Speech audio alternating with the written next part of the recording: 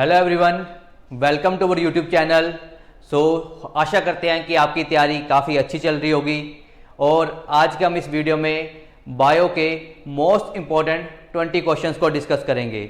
तो अब हम यहाँ पर क्वेश्चन, कौन से टाइप के क्वेश्चन, अगर आपको पता हो कि कौन से टाइप के क्वेश्चन ज़्यादा पूछे जाते हैं, तो जो भी करंट टॉपिक्स मेनली चल रहे होते हैं तो बायो में उनसे रिलेटेड क्वेश्चन पूछे जाने की जो टेंडेंसी होती है वो ज़्यादा होती है। तो उनके रिलेटेड अगर हमें कुछ फैक्ट पता है या उनसे रिलेटेड कुछ हमें एक्स्ट्रा इन्फॉर्मेशन अगर पता है तो बायो के क्वेश्चंस को हम इजीली सॉल्व कर सकते हैं। आज के हम इस वीडियो में उसी टाइप के क्वेश्चंस को डिस्कस करेंगे और उनसे रिलेटेड फैक्ट्स को भी डिस्कस करेंगे। My name is Nitin Vashishtha. चलिए स्टार्ट करते हैं आज की वीडियो को। The question number 1 is for which among the following is not a true fruit, मतलब इनमें से कौन सा ट्रू फ्रूट नहीं है। तो सबसे पहले तो आपको पता होना चाहिए कि जो ट्रू फ्रूट है और जो फॉल्स फ्रूट है वो होते क्या हैं। देखो, जो ट्रू फ्रूट है उनकी सिंपल डेफिनेशन ये होती है कि जो जिनकी फॉर्मेशन होती है वो कम्प्लीटली ओवरी से होती है। मतलब जो कम्प्लीटली जो फॉर्मेशन हो रही है, उनका पर्टिकुलर पूरा पैदा हो रहे हैं, वो कहाँ से हो रहे हैं, ओवरी के थ्रू हो रहे हैं, उनको बोलते हैं ट्रू फ्रूट। और जब ओवरी के अलावा जैसे लीफ हो गया, ठीक है, या फिर उसका पेटल्स हो गया या थैलमस हो गया, वहां से वो ओरिजिनेट हो रहे हैं, तो उनको क्या बोलते हैं, फॉल्स फ्रूट बोलते हैं। तो यहां पर हमसे यही पूछा हुआ है कि which among the following is not a true fruit. Option number A is apple, B is date, C is grape और डी इज पल्म। तो यहां पर देखो, जो हमारा ये एप्पल है, that is option number A. Apple is not a true fruit, क्योंकि जो इसका ये जो पैदा होता है ये ओवरी के थ्रू पैदा नहीं होता। अगर हम बात करें जैसे ग्रेप हो गया, यहाँ पर पल्म, डेट, तो ये सारे हमारे क्या है, ट्रू फ्रूट है। मैंगो हो गया, वो भी क्या है, ट्रू फ्रूट है, ठीक है। जबकि हमारा एप्पल है, ये क्या है, एक तरह का फॉल्स फ्रूट है। कुकुम्बर हो गया, वो भी क्या होता है, एक फॉल्स फ्रूट होता है। तो ट्रू एंड फॉल्स फ्रूट में सिंपल अपने बस याद रखना कि कंपैरिजन क्या होता है। यहां पर जो हमारा ऑप्शन नंबर ए है will be the right answer. अब मूव करते हैं नेक्स्ट क्वेश्चन की तरफ। क्वेश्चन नंबर 2 में पूछा हुआ है which of the following is not a mosquito borne disease, कि इनमें से ऐसी कौन सी डिसीज है जो मॉस्किटो की वजह से नहीं होती। Option number A is dengue fever, B is malaria, C is sleeping sickness और डी इज फिलेरियासिस। तो देखिए यहां पर जो हमारा ऑप्शन नंबर सी है, स्लीपिंग सिकनेस, ये क्या होती है, ये इसकी वजह से मतलब मॉस्किटो बोर्न डिसीज नहीं होती है स्लीपिंग सिकनेस, ठीक है। अगर हम बात करते हैं डेंगू की, तो जो डेंगू के लिए जो रिस्पॉन्सिबल होता है वो कौन सा होता है, जो एडिस इजिप्टी होता है मॉस्किटो, ठीक है, उसकी वजह से क्या होता है, डेंगू होता है। मलेरिया आपको पता होगा, जो फीमेल एनोफ्लीज मॉस्किटो होता है उसकी वजह से मलेरिया होता है। और उसमें जो पैरासाइट पाया जाता है, पैरासाइट क्या पाया जाता है उसमें, प्लाज्मोडियम। तो प्लाज्मोडियम पैरासाइट है, ठीक है, जो किसमें पाया जाता है, जो फीमेल एनोफ्लीज मॉस्किटो होता है। तो ये जो प्लाज्मोडियम होता है ये कैसे बनता है, मतलब इसमें होता है मल्टीपल फिशन। अब आपको फिशन पता होना चाहिए, एक होता है बाइनरी फिशन, एक होता है मल्टीपल फिशन। अगर हम अमीबा की बात करें तो जो अमीबा है वो खुद को रिप्रोड्यूस कैसे करता है, ठीक है, अपने जैसे ऑर्गेनिज्म को कैसे बनाता है, वो बनाता है बाइनरी फिशन से। जबकि प्लाज्मोडियम में क्या होता है, मल्टीपल फिशन होता है, कि अपने जैसे बहुत सारे ऑर्गेनिजम्स को ये बना देता है प्लाज्मोडियम। तो प्लाज्मोडियम में क्या होता है, मल्टीपल फिशन होता है। आपने इसको याद रखना है, क्या होता है, मल्टीपल फिशन। अब अगर हम बात करते हैं फिलेरियासिस की, तो ये जो फिलेरियासिस है ये किसकी वजह से होता है, ये होता है क्यूलेक्स, ये होता है क्यूलेक्स मॉस्किटो की वजह से, क्यूलेक्स मॉस्किटो। अगर हम बात करें जो स्लीपिंग सिकनेस होती है, ठीक है, ये जो होती है वो किसकी वजह से होती है हमारी, एक होती है सीसी फ्लाई, टीएससी, ये होती है किसकी वजह से, जो हमारी सीसी फ्लाई होती है, इसको बोलते हैं, टी साइलेंट होता है इसमें, तो सीसी फ्लाई, उसकी वजह से क्या होता है, स्लीपिंग सिकनेस हो जाती है। आपको इन सभी के जो रीजन है कि ये कौन से मॉस्किटोज की वजह से होती है उनके नाम याद होने चाहिए, ठीक है, कि डेंगू के लिए कौन सा है, एडिस इजिप्टी है, मलेरिया के लिए कौन सा है, फीमेल एनोफ्लीज है, स्लीपिंग सिकनेस किसकी वजह से होती है, सीसी फ्लाई की वजह से, और जो फिलेरियासिस है वो किसकी वजह से होता है, क्यूलेक्स मॉस्किटो की वजह से। और यहां पर जो हमारा मॉस्किटो बोर्न डिसीज इनमें से कौन नहीं था, वो था हमारा sleeping sickness, that is option number C will be the right answer. अब हमें यहां पर पूछा हुआ है the vitamin which is very liable and easily destroyed during cooking as well as storage, कि ऐसा जो विटामिन है जो कुक करते टाइम, ठीक है, या जब उसको स्टोर करके रखते हैं तो वो इजिली डिस्ट्रॉय हो जाता है। उनमें से इनमें से ऐसा कौन सा विटामिन है। So option number A is vitamin A, B is vitamin B6, C is vitamin C, D is vitamin K. So देखिए जो हमारा विटामिन सी होता है, ठीक है, ये हमें आपको पहले भी बताया होगा कि जो विटामिन बी और सी है ये क्या होते हैं, वाटर सॉल्युबल विटामिन होते हैं। तो जैसे अगर इसको पील करके, ठीक है, पानी से धो देते हैं तो ये विटामिन भी साथ में उनको क्या होते हैं, निकल जाते हैं। तो जो विटामिन सी है ये कुकिंग और स्टोरेज के साथ जब इसको रखते हैं तो क्या होता है, ये डिस्ट्रॉय हो जाता है। तो ये वैसे विटामिन सी का आपको केमिकल नेम्स बता होना चाहिए। तो सी का क्या होता है, एस्कॉर्बिक एसिड होता है। विटामिन ए का क्या होता है हमारा, रेटिनॉल होता है। विटामिन B6 का क्या होता है, पाइरिडॉक्सिन। क्या होता है इसका नाम, पाइरिडॉक्सिन होता है विटामिन B6 का नाम। और विटामिन के का नाम क्या होता है, फाइलोक्विनोन, ठीक है, PHY क्विनोन। विटामिन के का जो केमिकल नेम होता है वो क्या होता है, फाइलोक्विनोन होता है। तो आपको इन सभी के केमिकल नेम्स के ऊपर भी क्वेश्चन पूछे जा सकते हैं, ठीक है। तो आपको इन सभी के केमिकल नेम्स पता होने चाहिए। तो यहां पर जो हमारा ऑप्शन नंबर सी है, that is vitamin C will be the right answer. अब मूव करते हैं क्वेश्चन नंबर 4 की तरफ। क्वेश्चन नंबर 4 में पूछा हुआ है the compound used in anti malaria drug is, ठीक है, कि जो एंटी मलेरिया ड्रग में कौन सा कंपाउंड यूज किया जाता है। Option number A is aspirin, B is neoprene, C is isopyrin और डी इज क्लोरोक्वीन। सो देखो आपने जब शुरुआत में जब कोविड-19 आया था तो आपने देखा होगा कि कईयों की रेकमेंड किया गया था कि जो एंटी मलेरिया ड्रग है उसको खा के भी थोड़ा बहुत इलाज हो रहा है कोविड-19 का, मतलब उससे थोड़े से फर्क पड़ रहा है। तो उसमें था क्या, that is option number D, chloroquinone, ठीक है, उसका यूज कर रहे थे, इस ड्रग का यूज कर रहे थे। और एक्चुअल में होता क्या है, क्लोरोक्विन ये एक एंटी मलेरिया ड्रग होता है, ठीक है, जिसका यूज किया जाता है मलेरिया के ट्रीटमेंट के लिए। अगर यहाँ पर एस्पिरिन लिखा हुआ है तो एस्पिरिन एक, ठीक है, इसका यूज कहाँ भी किया था, हेडेक हो गया, ये थोड़ा सा पेन हो गया, वहां पर यूज किया जाता है। अब ये दो दिए नियोप्रीन और आइसोप्रीन, ठीक है, इनका बायोलॉजी के रिस्पेक्ट में कोई लेना देना नहीं है, ये दोनों केमिस्ट्री से, मतलब ये दोनों रबर की फॉर्म है, आइसोप्रीन और नियोप्रीन, ठीक है, इसको रबर की अलग अलग फॉर्म्स होती हैं, उन्हीं फॉर्म्स में से दो फॉर्म्स हमारी आइसोप्रीन और नियोप्रीन होती हैं, ठीक है। तो यहां पर जो हमारा ऑप्शन नंबर डी है, that is chloroquine will be the right answer. उसको यूज किया जाता है एंटी मलेरिया ड्रग में। अब मूव करते हैं हम नेक्स्ट क्वेश्चन की तरफ, that is question number 5। So question number 5 में पूछा हुआ है which of the following test help in diagnosis of cancer, कि कैंसर को डायग्नोसिस मतलब उसका चेक करने के लिए कौन सा टेस्ट किया जाता है। So option number is x ray, B is urine test, C is blood test और D is biopsy test. So यहां पर जो हमारा ऑप्शन नंबर डी है, दैट इज बायोप्सी टेस्ट किया जाता है उसको चेक करने के लिए कि कैंसर के टिश्यूज हैं कि नहीं है।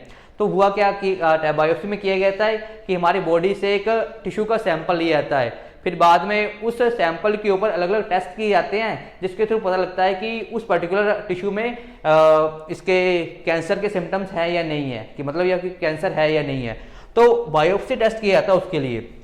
अब सिंपली अगर कैंसर को देखा जाए कि कैंसर मतलब बनता कैसे किसी बॉडी में, देखो हमारी बॉडी की नॉर्मल टेंडेंसी क्या होती है कि जब कभी भी हमारी बॉडी में आपको पता है कि नए सेल्स बनते रहते हैं और पुराने सेल डिस्ट्रॉय होते रहते हैं। जैसे लाइसोसोम है वो क्या करता है, हमारी बॉडी में जो बॉर्न आउट सेल्स हैं या वो अच्छे से काम नहीं कर पा रहे जो सेल्स, उनको डिस्ट्रॉय करने का काम करता है। बट कैंसर में क्या होता है कि जो हमारे बॉर्न आउट सेल हैं, जो डिस्ट्रॉय हो रखे सेल्स हैं, वो क्या होते हैं, उनको वो बॉडी बाहर नहीं निकाल पाती, तो वो सेल्स पाइल अप होते रहते हैं और बाद में नए सेल्स बनते रहते हैं और पुराने सेल्स जो डिस्ट्रॉय हो चुके हैं उनको डाइजेस्ट नहीं कर पाती हमारी बॉडी, ठीक है, मतलब लाइसोसोम या तो उस पर अच्छे से काम नहीं कर पाते, तो उसकी वजह से होता है सेल पाइल अप होते रहते हैं और बाद में वो क्या बन जाते हैं, कैंसर का रीजन बन जाते हैं। सो ये सिंपली रीजन होता है कैंसर का, और इसके लिए जो टेस्ट किया जाता है वो किया जाता है biopsy test, that is option number D will be the right answer. So आशा करता हूं कि आपको ये क्वेश्चन समझ आ गया होगा। अब मूव करते हैं नेक्स्ट क्वेश्चन की तरफ, that is question number 6। The deficiency of which of the following leads to dental crisis.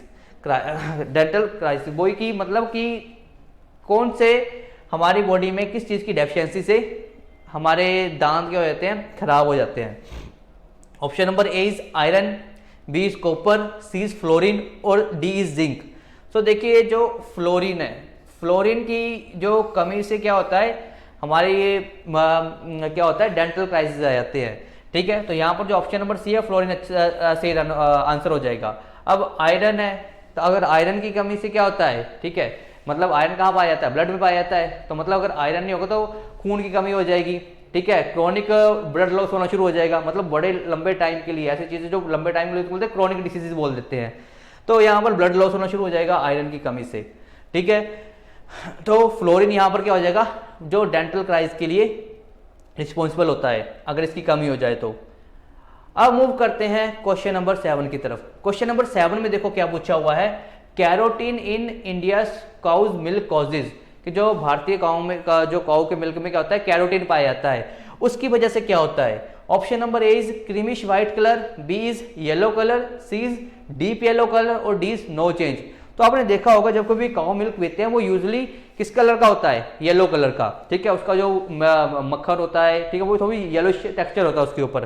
तो यहाँ पर जो ऑप्शन नंबर बी है दैट इज येलो कलर, ठीक है, जो कैरोटीन होता है काऊ के मिल्क में उसकी वजह से क्या होता है, जो मिल्क है वो येलो कलर का हो जाता है। तो ये बेसिकली क्यों होता है, क्योंकि जो काऊ खाती है ग्रास वगैरह खाती हैं, ठीक है, जो भी वो चारा वगैरह खाती है उनमें क्या होता है, बीटा कैरोटीन पाया जाता है, तो वही मेन रीजन है इसके येलो कलर का, ठीक है, कि जो ग्रास वगैरह खाते हैं उसमें क्या पाया जाता है, बीटा कैरोटीन।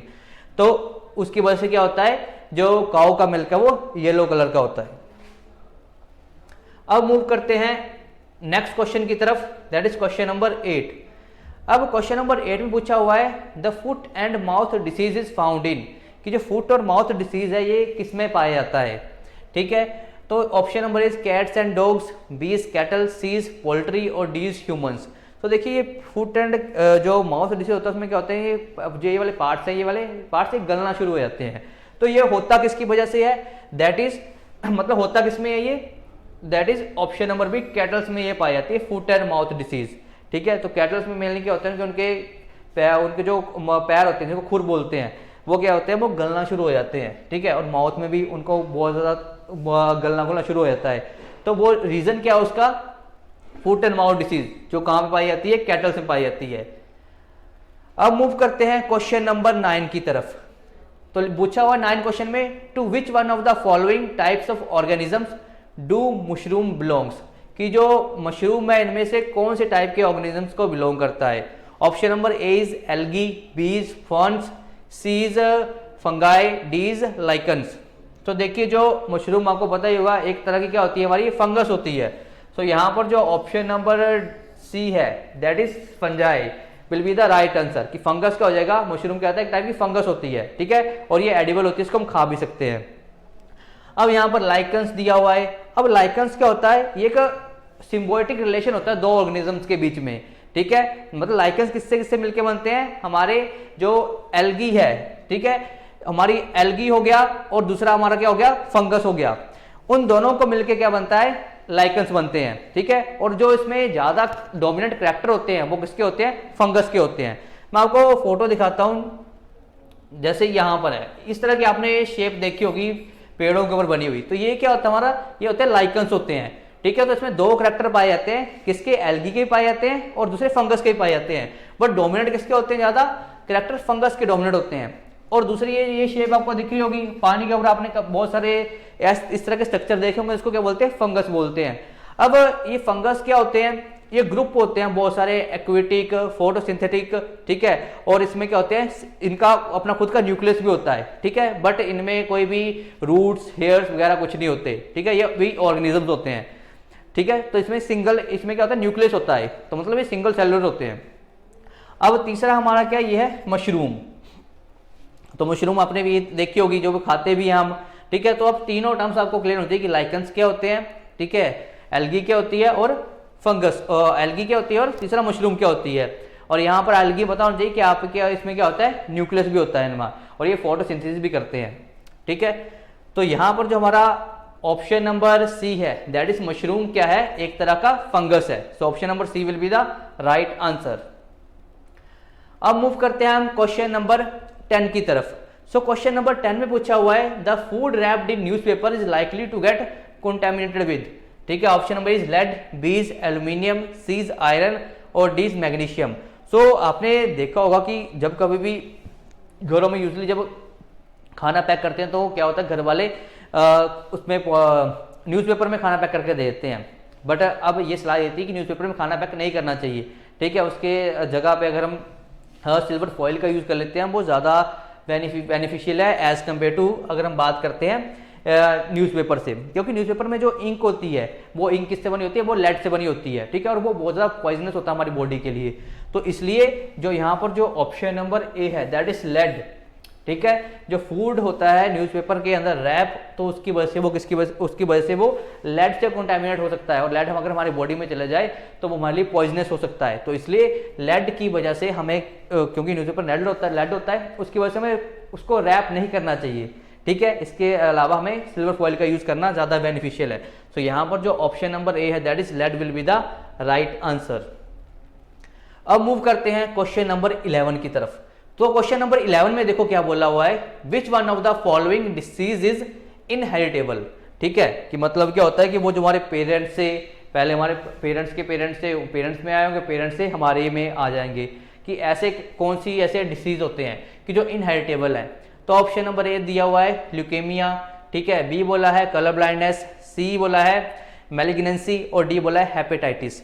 तो देखिए यहाँ पर जो हमारा ऑप्शन नंबर बी है कलर ब्लाइंडनेस, कलर ब्लाइंडनेस क्या है, ये एक इनहेरिटेंस डिसीज है कि जो हमारी क्या होती है पेरेंट्स से हमारी बॉडी में आती है। और आप हमेशा ये याद रखना कि जो कलर ब्लाइंडनेस की बीमारी है वो ज्यादा कॉमन होती है मेल्स में एज कम्पेयर टू फीमेल्स में। फीमेल्स में बहुत ज्यादा रेयर चांसेस होते हैं कि उनको कलर ब्लाइंडनेस होगा, ठीक है, बट मेल्स में काफी इसके डोमिनेंट चांसेस होते हैं।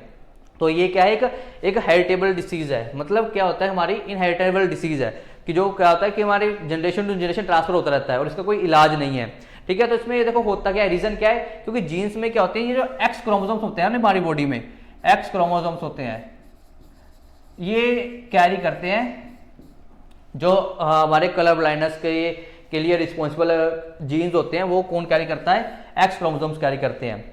अब देखिए अगर हम बात करें ह्यूमंस में, मेल्स में बात करें, अगर मेल्स में बात करें तो उनमें क्या होता है, एक्स वाई क्रोमोसोम होता है, ठीक है। तो अगर इसके एक्स के ऊपर क्या होगा, वो कलर ब्लाइंडनेस वाला जीन होगा, तो उसकी वजह से क्या होगा, मेल्स में तो कलर ब्लाइंडनेस हो जाएगी, बट फीमेल्स में क्या होता है, यहाँ पर दो एक्स एक्स क्रोमोसोम्स होते हैं।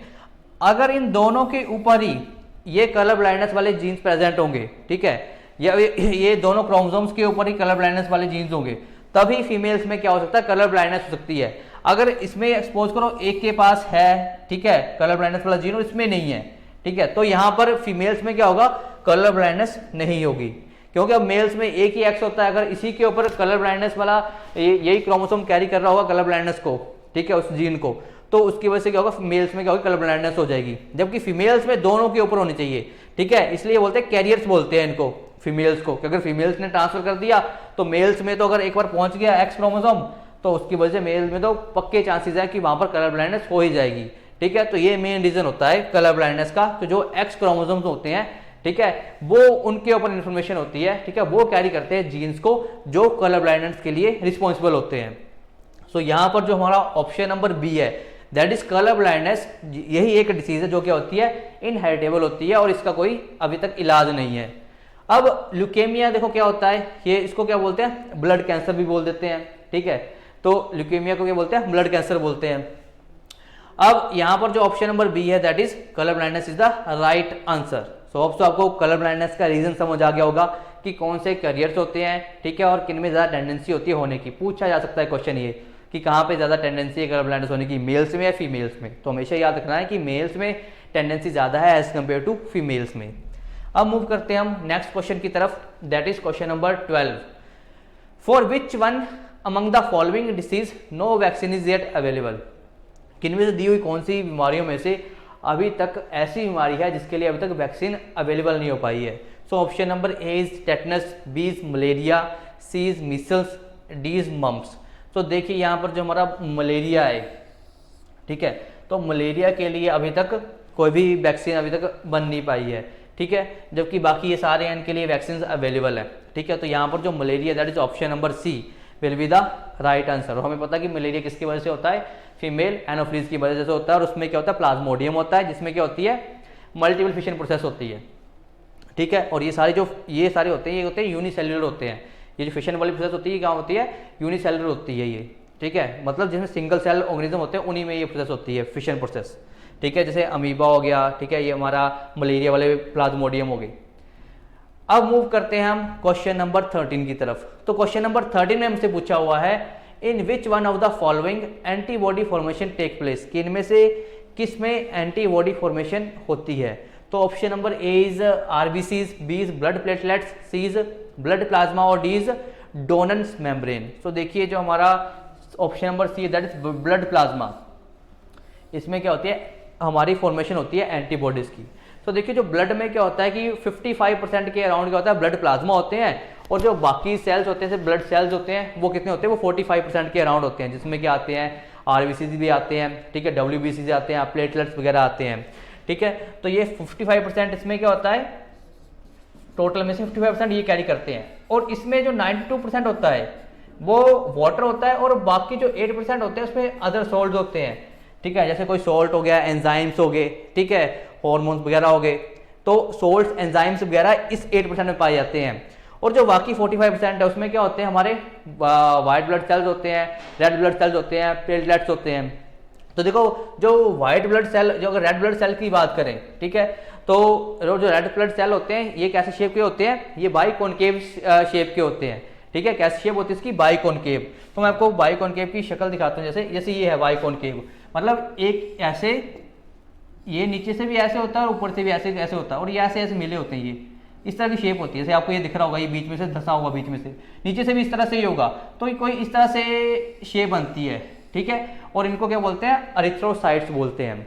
क्या बोलते हैं, रेड ब्लड सेल्स को एरिथ्रोसाइट्स बोलते हैं। और जो इनका जो कलर होता है वो रेड किसकी वजह से होता है, क्योंकि हीमोग्लोबिन होता है, उसमें आयरन पाया जाता है, उसकी वजह से क्या होता है, इनका कलर रेड होता है। और मेनली इनका काम क्या होता है कि ऑक्सीजन का ट्रांसपोर्ट करना ब्लड के थ्रू और बॉडी के डिफरेंट पार्ट्स में, ठीक है। और ये इनकी फॉर्मेशन कहाँ पे होती है, बोन मैरो में इनकी फॉर्मेशन होती है हमारी रेड ब्लड सेल्स की, ठीक है। अब अगर हम बात करें दूसरा ब्लड सेल्स की, और इसकी एक डेफिनेट, इसका अपना न्यूक्लियस नहीं होता, ठीक है, कि रेड ब्लड सेल्स में कोई न्यूक्लियस नहीं होता। तो आपको ये थोड़ी चीजें याद रखनी है कि इनका न्यूक्लियस नहीं होता, बाई कॉनकेव इनकी शेप होती है, रेड कलर इसका हीमोग्लोबिन की वजह से होता है, इसमें आयरन पाया जाता है, ठीक है। और इनको क्या बोलते हैं, एरिथ्रोसाइट्स बोलते हैं। फॉर्मेशन कहाँ पे होती है इनकी, बोन मैरो में फॉर्मेशन होती है।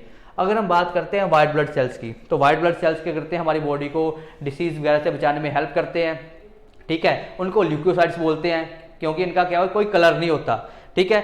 अगर हम बात करते हैं लिम्फोसाइट्स की, ठीक है, तो लिम्फोसाइट्स भी एक बहुत ज़्यादा ज़रूरी है, क्योंकि वो भी बहुत इंपॉर्टेंट योगदान देते हैं अपना हमारी बॉडी में एंटीबॉडीज को बनाने के लिए। तो जो उनका साइज होता है वो मेनली 8 से लेकर 10 माइक्रोन तक होता है, ठीक है। और वो नेचुरल हमारी बॉडी में ये जो डिसीज किलर होते हैं, इन बैक्टीरिया को किल करने का काम करते हैं हमारी बॉडी में लिम्फोसाइट्स। तो लिम्फोसाइट भी दो तरह के होते हैं, एक होता है टी लिम्फोसाइट्स और एक होता है बी लिम्फोसाइट। तो आपको लिम्फोसाइट्स के बारे में थोड़ी बहुत इन्फॉर्मेशन पता होनी चाहिए।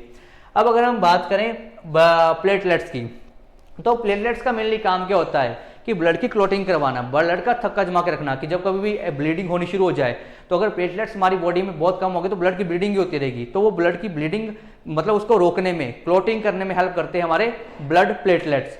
सो ये मेनली हमारा काम होता है सभी चीज़ों का, जैसे आरबीसी का, डब्ल्यूबीसी का, प्लेटलेट्स का, ठीक है, या फिर लिम्फोसाइट्स का और ब्लड प्लाज्मा। तो यहाँ पर जो हमसे पूछा हुआ था कि इनमें से कौन सा जो हेल्प करता है फॉर्मेशन ऑफ द एंटीबॉडीज में, तो यहाँ कहाँ है, blood plasma, that is option number C will be the right answer. तो होप सो आपको ये सारी इन्फॉर्मेशन क्लियर हो चुकी होगी। अब मूव करते हैं हम नेक्स्ट क्वेश्चन की तरफ, दैट इज क्वेश्चन नंबर 14। तो ये शेप भी याद रखनी है कि, और जो हमारे वाइट ब्लड सेल्स होती है उनकी कोई फिक्स शेप नहीं होती, ठीक है, वो कोई भी शेप के हो सकते हैं, बट इनकी क्या होती है, कैसी होती है, बाई कॉनकेव शेप होती है। अब मूव करते हैं क्वेश्चन नंबर 14 की तरफ। क्वेश्चन नंबर 14 में देखो क्या बोला है, production of which one of the following is a function of liver, कि इनमें से जो लीवर का काम है किस चीज को बनाना है इनमें से। So option number is lipase, B is urea, C is mucus और D is hydrochloric acid. So देखो यहाँ पर जो हमारा ऑप्शन नंबर बी हो जाएगा, that is urea will be the right answer. कि जो मेन यूरिया तो वैसे फिल्ट्रेशन का बनाने का काम हमारे किडनी में भी होता है, बट यहाँ पर लीवर में भी ये काम होता है, क्योंकि मेन काम लीवर करता है, उसके बाद थोड़ा बहुत काम हमारी क्या कहती है, किडनीज भी करती हैं।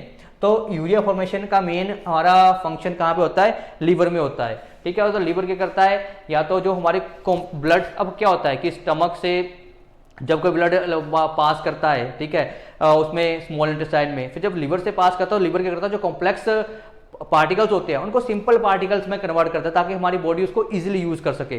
तो ये मेनली लिवर का हमारा काम होता है। सो देखिए यहाँ पर अब लाइपेज बोला हुआ है, तो देखो जो लाइपेज क्या काम करते हैं, जो हमारी बॉडी में जो फैट वगैरह स्टोर होते हैं, ठीक है, एडिपोज टिश्यू में, ठीक है, एडिपोज टिश्यू में वहां पर फैट स्टोरेज का काम ये लाइपेज भी करते हैं।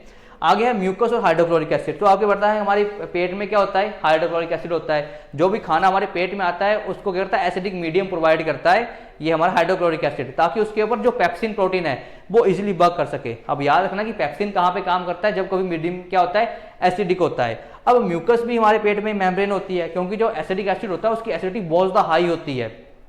तो उसकी वजह से क्या होता है कि जो मेम्ब्रेन है अंदर की वो उसकी स्टमक की उसको भी डिस्ट्रॉय कर सकता है फिर ये हाइड्रोक्लोरिक एसिड। तो ये जो मेम्ब्रेन को बचाने का काम करता है हमारा म्यूकस। तो ये कहाँ पर होते हैं, हमारे स्टमक में होते हैं म्यूकस एंड हाइड्रोक्लोरिक एसिड, ठीक है। तो इसके अकॉर्डिंग जो हमारा क्वेश्चन था कि लीवर का मेन फंक्शन क्या होता है, वो क्या होता है, is the production of urea. That is option number B will be the right answer. अब मूव करते हैं नेक्स्ट क्वेश्चन की तरफ। सो क्वेश्चन नंबर 15 में पूछा हुआ है, during sleep a man's blood pressure, कि जब हम सो रहे होते हैं तो ब्लड प्रेशर कैसा रहता है।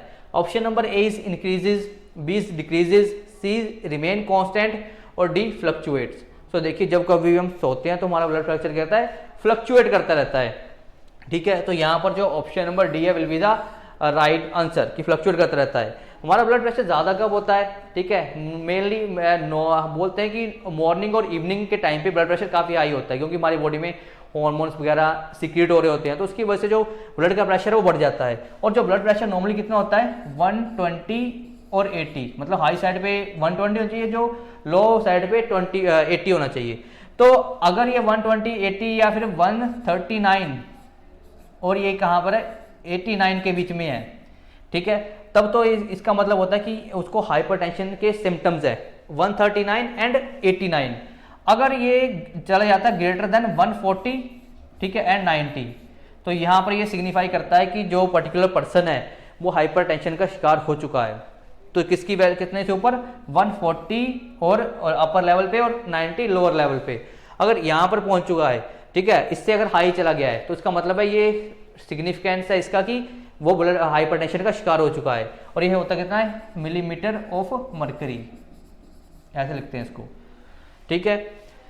तो ये वैल्यू आपको पता होनी चाहिए, ठीक है। और कौन सी वैल्यू के ऊपर हाइपरटेंशन का शिकार हो सकता है, तो वो 140 और अपर लेवल के ऊपर, 90 लोअर लेवल के ऊपर अगर यहाँ से ब्लड प्रेशर चला जाए तो यहाँ पर किससे शिकार हो सकता है, वो हाइपरटेंशन का।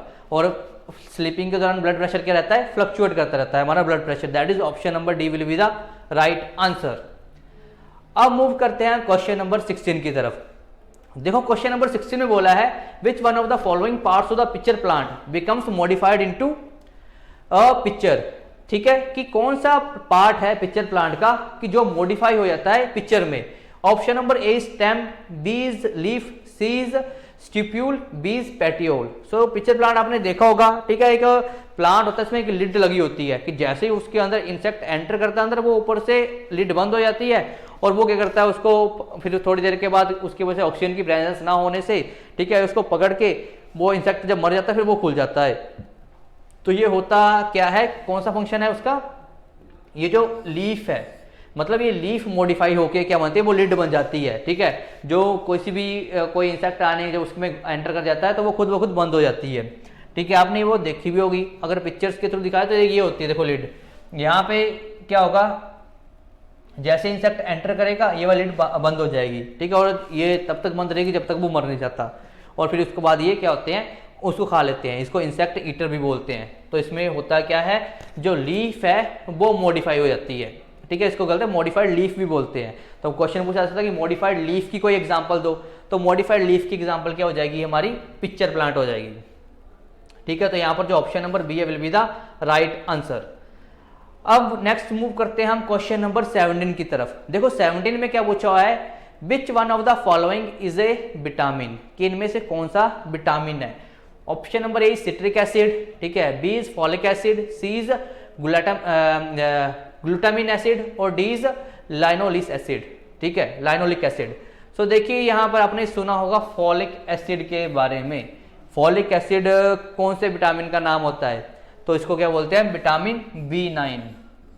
जो विटामिन B9 होता है उसमें क्या होता है? फॉलिक एसिड प्रेजेंट होता है। ठीक है, ये भी थोड़ा बहुत हमारी खून की कमी को पूरा करने में हेल्प करता है। ठीक है, फॉलिक एसिड की आपको पता है कि जब स्कूल्स में, जो गवर्नमेंट स्कूल होते हैं वहां पर प्रोवाइड करवाई जाती है फॉलिक एसिड की टैबलेट्स। ठीक है, ताकि ये भी खून की कमी को पूरा कर सके। तो इसमें कौन सा विटामिन होता है? विटामिन B9 प्रेजेंट होता है। अब सिट्रिक एसिड तो हमें पता है कि जो भी हमारे वो जो खट्टे फ्रूट वगैरह होते हैं, ठीक है, उनमें पाया जाता है सिट्रिक एसिड। ठीक है, बट इसमें से विटामिन कौन सा था? वो था फॉलिक एसिड। ठीक है, इनमें से ये सिट्रिक एसिड विटामिन नहीं है, ना तो हमारा ग्लूटामिन है, ना तो लिनोलिक एसिड है। तो यहां पर जो ऑप्शन नंबर बी है, that is folic acid, will be the right answer. अब मूव करते हैं हम क्वेश्चन नंबर 18 की तरफ। सो क्वेश्चन नंबर 18 में क्या पूछा हुआ है? When we eat something we like our mouth waters, this is actually not water but fluid secret from. ठीक है, तो वो एक्चुअली में बोलते हैं वाटर नहीं होता। जब किसी की हमें बहुत ज़्यादा अच्छा जो खाना लगता है तो देखना मुंह में क्या आता है? पानी आना शुरू हो जाता है। ठीक है, जब कोई गर्मा गर्म चीज़ें, सर्दियों में जैसे कोई गर्म गर्म चीज़ बनी होती है तो मुंह में पानी आना शुरू हो जाता है। तो उसका मेनली रीजन क्या है? ठीक है, वो सीक्रेट कहाँ से होता है? Option number A is nasal gland, B is oval epithelium, C is salivary gland और डी इज टंग। तो यहाँ पर जो option number that is C salivary gland, salivary gland में से क्या निकलता है? सलाइवा निकलता है हमारी बॉडी में, मतलब हमारे माउथ में। तो सलाइवा का मेनली काम क्या होता है कि जो खाने को एक अच्छी तरह से मिक्स भी कर देना। ठीक है, उसमें से जो स्टार्च है, ठीक है, उसको भी निकालना। ठीक है, स्टार्च भी प्रोड्यूस करना, उसको अच्छे से मिक्स भी कर देना, ताकि अब उसकी जो ग्लू बॉल्स बनेगी वो इजीली क्या होगी, हमारे जो इसोफेगस है या फूड पाइप के थ्रू है इजीली मूव कर सके। क्योंकि अब वो इजीली जब मूव कर पाएंगी तो वो हार्ड नहीं रहेगा, तो जो रैशेज वगैरह होने के चांसेस है हमारी फूड पाइप में वो भी कम हो जाते हैं। ठीक है, इसलिए मिक्स कर देता है, ग्लू बॉल बना देता है। तो वो होता किसकी वजह से है? सैलिवरी ग्लैंड की वजह से। उसमें एंजाइम्स कौन सा होता है? सैलिवरी अमाइलेज एंजाइम होता है, जो रिस्पॉन्सिबल होता है हमारे मुंह में पानी लाने के लिए। जब कभी हम किसी ऐसी चीज को देखते हैं कि जो हमें बहुत ज़्यादा पसंद होती है, या फिर जब कभी भी हमें ऐसी चीज़ है जो गर्मा गर्म जो बनी हो, ठीक है, जो हमें अच्छी लगे, तो उसकी वजह से क्या निकलते हैं? सैलिवरी ग्लैंड में से सैलिवरी अमाइलेज निकलता है। तो यहाँ पर जो ऑप्शन नंबर सी है will be the right answer. So अब मूव करते हैं आज के सेकंड लास्ट क्वेश्चन की तरफ। तो 19 क्वेश्चन में क्या बोला हुआ है? Cartilage present in body is, कि जो कार्टिलेज हमारी बॉडी में प्रेजेंट होता है। देखो कार्टिलेज क्या होता है? एक फ्लेक्सिबल, ठीक है, काफी स्ट्रेंथनिंग, मतलब काफी स्ट्रेंथ होता है उसका, और एक कनेक्टिव टिश्यू होता है। ठीक है, तो इसका मेनली ये क्या करता है? हमारी बॉडी में शॉक एब्जॉर्बर का काम करता है, कि हमारी बॉडी में अगर शॉक है उसको एब्जॉर्ब कर लेगा। और हमारे ज्वाइंट्स के बीच में पाया जाता है। ज्वाइंट्स को क्या करता है? रब होने से आपस में बचाता है, उनके बीच का फ्रिक्शन कम करता है। आपने देखा होगा कि आप जब बोन्स मूव करती हैं, ठीक है, हमारी बैकबोन होगी, तो इनमें क्या प्रेजेंट होता है? इनमें कार्टिलेज प्रेजेंट होते हैं। तो वो क्या करते हैं कि बोन को आपस में कॉन्टैक्ट में नहीं आने देते। अगर बोन आपस में कॉन्टैक्ट में कम आएंगी तो क्या होगी? वो कम घिसेंगी, मतलब उनमें रबिंग बहुत कम होगी। तो ये बहुत इंपॉर्टेंट फंक्शन होता है हमारा कार्टिलेज का। और ये जो हमारी जो बैकबोन में लगे होते हैं उनका काम क्या होता है? कि शॉक को एब्जॉर्ब करें। अगर हम कहीं जंप मारते हैं तो हमारी बॉडी के वो फील होता है ना, तो उसको फील एब्जॉर्ब करने का काम कौन करता है? ये कार्टिलेज उनको शॉक एब्जॉर्बर की तरह भी काम करता है। ठीक है, और एक तरह का क्या होता है? एक कनेक्टिव टिश्यू होता है। ठीक है, जैसे हमारे कान की ये वाली ये स्किन है, ये भी किससे बनी हुई है? ये कार्टिलेज से बनी होती है। फ्लेक्सिबल होता है और स्ट्रेंथ भी इसकी काफी ज्यादा होती है। तो यहाँ पर पूछा हुआ था कि मस्कुलर टिश्यू है, एपिथेलियल टिश्यू है, कनेक्टिव टिश्यू है, या फिर जर्मिनल टिश्यू है। तो यहाँ पर जो ऑप्शन नंबर ए है दैट इज, ये क्या है? एक कनेक्टिव टिश्यू है, कि कनेक्ट कर रहा है हमारे दो, एक बोन को दूसरी बोन से। ठीक है, उसके बीच में क्या होता है? कार्टिलेज प्रेजेंट होता है। ठीक है, तो अलग अलग काम होते हैं इसके। तो ये होता है हमारा जो कार्टिलेज क्या होता है? कनेक्टिव टिश्यू होता है। That is option number C will be the right answer. अब मूव करते हैं क्वेश्चन नंबर 20 की तरफ। तो क्वेश्चन नंबर 20 काफी अच्छा क्वेश्चन है। तो लिखा which one of the following is a pigment, किनमें से कौन सा एक पिगमेंट है? ऑप्शन नंबर ए है albumin, B is elastin, C is keratin और डी इज मेलानिन। सो अगर हम एल्ब्यूमिन की बात करें तो देखो एल्ब्यूमिन क्या होता है? एक तो प्रोटीन है, तो जो कहाँ पे बनता है? हमारे लीवर में बनता है। तो इसका काम क्या होता है? कि जो फ्लूइड फ्लो कर रहे हैं, ठीक है, उनके आउटफ्लो को रोकना। ठीक है, कि वो बाहर ना फ्लो हो जाए। ठीक है, पर्टिकुलर अगर फ्लो चल रहा है उनका तो वो फ्लो होकर बाहर ना चले जाएं। ये काम होता है किसका? एल्ब्यूमिन का। अब कैरेटिन, कैरेटिन कहाँ कहाँ पाए जाते हैं? जो हमारे नेल्स हो गया, हेयर वगैरह हो गए, ठीक है, या फिर जानवरों के जो भी नाखून वगैरह होते हैं वो किससे बनते हैं? वो कैरेटिन से बनते हैं। तो मतलब कैरेटिन भी क्या होता है? कि प्रोटीन होता है। ठीक है, ये हमारे जो एपिथेलियल टिश्यू होता है उसके नीचे ये पाया जाता है। क्योंकि जो स्किन की जो आउटर मोस्ट लेयर होती है उसको बोलते हैं एपिडर्मिस। ठीक है, आउटर मोस्ट लेयर स्किन की होती है एपिडर्मिस। सो इसके लेयर्स के बीच में ये पाया जाता है जिसको क्या बोलते हैं? कैरेटिन। अगर हम मेलानिन की बात करते हैं तो ये भी क्या एक प्रोटीन है, इलास्टिन भी क्या है एक प्रोटीन है। अगर हम मेलानिन की बात करते हैं तो ये क्या एक पिगमेंट है। तो जो भी हमारा हेयर्स का कलर है, आई का कलर है या स्किन का कलर है, वो किसकी वजह से होता है, वो मेलानिन की वजह से होता है। हमारी बॉडी में जितना ज्यादा मेलानिन होगा उसकी वजह से उतना हमारा डार्क कॉम्प्लेक्शन होगा, ठीक है। मतलब जितना ज्यादा किसकी बॉडी मेलानिन है उसका रंग उतना ज्यादा डार्क होता रहेगा। तो आपने देखा होगा जो वेस्टर्न कंट्रीज है वहां पर कितने ज्यादा गोरे गोरे लोग होते हैं, ठीक है। मतलब उनमें जो मेलानिन की प्रेजेंस होती है वो थोड़ी कम होती है, जबकि हमारी बॉडी में, ठीक है, हमारी बॉडी में क्या होगा, मेलानिन ज्यादा प्रेजेंट होगा, ठीक है। और मेलानिन का एक और फंक्शन भी होता है कि ये क्या करते हैं, हमारी बॉडी को यूवी रेस से बचाते हैं, मतलब उनको एब्जॉर्ब कर लेते हैं स्किन में, ठीक है। तो स्किन को डैमेज होने से बचाता है ये मेलानिन पिगमेंट, ठीक है। तो मेनली क्या होता है, जो हमारी वो कलर होता है हेयर का, आईज का, स्किन का, वो किसकी वजह से होता है, मेलानिन की वजह से। जितना ज्यादा मेलानिन होगा उतना ज्यादा क्या होगा, हमारा स्किन का कलर डार्क होगा, ठीक है। तो यहां पर जो ऑप्शन नंबर डी है दैट इज मेलानिन, ये क्या होता है, एक तरह का पिगमेंट होता है जो स्किन में पाया जाता है और ये हमारी बॉडी को यूवी रेस से बचाता है जो काफी हार्मफुल होती हैं, ठीक है, क्योंकि ये उनको एब्जॉर्ब कर लेता है। सो यहाँ ये थे हमारे आज के 20 क्वेश्चंस। सो आशा करता हूं कि आपको ये 20 क्वेश्चंस समझ आ गए होंगे और जो इनसे रिलेटेड फैक्ट्स मैंने बताए हैं उनको भी अच्छे से नोटिस कर लेना, क्योंकि एग्जाम में क्या हो सकता है कि अगर ये ना पूछेंगे तो इनसे रिलेटेड और फैक्ट्स पूछे जा सकते हैं, तो इसलिए आपको इन फैक्ट्स को नोट करना है, ठीक है। तो होप करते हैं आपको ये वीडियो अच्छी लगी होगी। अगर अच्छी लगी हुई तो लाइक करें, शेयर करें एंड सब्सक्राइब करें। फिर मिलते हैं अगली ही किसी इस तरह की वीडियो में। टिल देन तैयारी करते रहो, मिलते हैं अगली वीडियो में। Thank you.